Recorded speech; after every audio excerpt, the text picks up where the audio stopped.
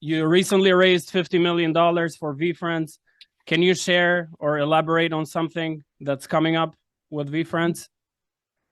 I just wanted to put the company in a position for me to deliver on what the goal is, which is to build one of the most significant intellectual properties in the world. It's going to take me 40 years. I felt like the economy was soft and I wanted to take advantage of the moment. And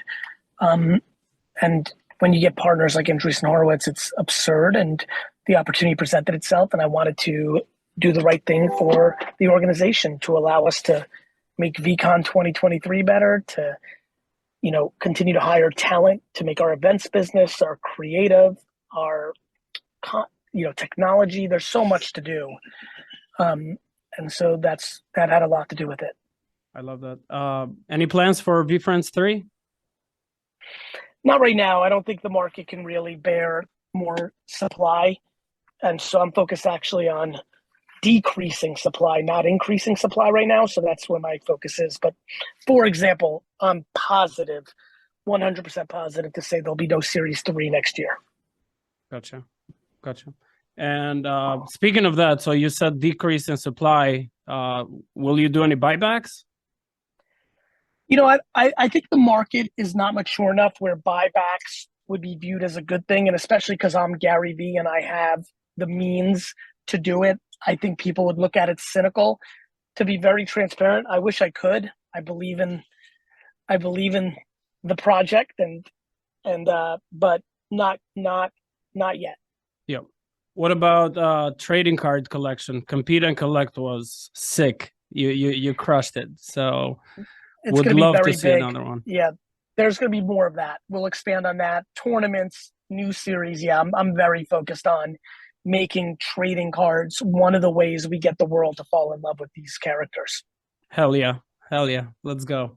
VCon 2023. Can you share anything? Hint? I can share that it's in North America. I can share that I feel like we'll announce it before my birthday. Okay. Awesome. Snoop Dogg collab. Is that coming up soon? I learned a lot from some of the missteps in the last year. So we promised it before the end of summer. Technically, summer ends here pretty soon. I think I'm going to need a little more time because me and Snoop are really working on making it meaningful and not just a shit project. And he's been quite busy on some major projects. So working on it feverishly, have meetings on it every single week, but can see it slipping a little bit into the fall, deeper fall, early winter. Gotcha. Where do you see the NFT market in the next 10 years? In the next 10 years, I see NFT infrastructure as one of the most significant technologies that the world operates on. I still hold that 99% of projects are zero. But I think I think that's only going to be because there's billions of projects and there'll be very many meaningful projects, no different than apps and websites and influencers. When it's at super scale, there's a lot. And I think there'll be hundreds, if not thousands, of meaningful projects from a collectability standpoint and many more tens of thousands of meaningful NFT projects from a utility standpoint. Nice. Which other NFT project would you bet on except besides VeeFriends, obviously?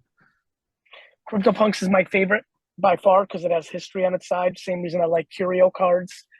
And then, the Yuga team has done so much in such a short period of time. It'll be really interesting. I have a lot of hopes and dreams for them. I'm cheering for that crew. And there's a lot of good projects out there, whether, that I root for, whether it's Doodles or World of Women or small ones like Women in Weapons or, just there's a lot of great projects. The reality is besides CryptoPunks, everybody else has to execute, VeeFriends included, for it to be a win. And it's hard to guess who's going to be motivated for a decade, who's going to stay healthy. Like VeeFriends, most guaranteed thing I know on earth because I've done it every chapter of my life. But what if, God forbid, I get sick or the closest 5 or 6 people get sick? Anything can happen in life. And so there's no guarantees, but I'm looking at operators, Kevin Rose from Moonbirds, You know, you look at operators and you look at history, and that's what I'm paying attention to. I love it. I believe you have a succession plan. I'm sure you do. I mean, look, I have a lot of I have multiple succession plans, but I'm the guy, and so the drop off from my succession plans is real. Not that somebody couldn't come along. Look at Bob Iger.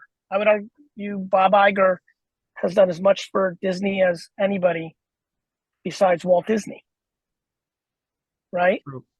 So of course somebody can come along and do more for VeeFriends than I've done, but not in these first 10 years. It really requires me. Can we quickly talk about social media? If there was only one platform out there, which one would you choose? I think right it depends now? on what, yeah, I think it depends on what somebody is trying to achieve. If you're a B2B business, the answer is LinkedIn. If you're looking for virality and just general awareness, it's going to be TikTok. If you're looking for something in between, it might be YouTube Shorts because you want the search queries from YouTube. So it's very contextual, but that would be it. All right, Okay. I got to run.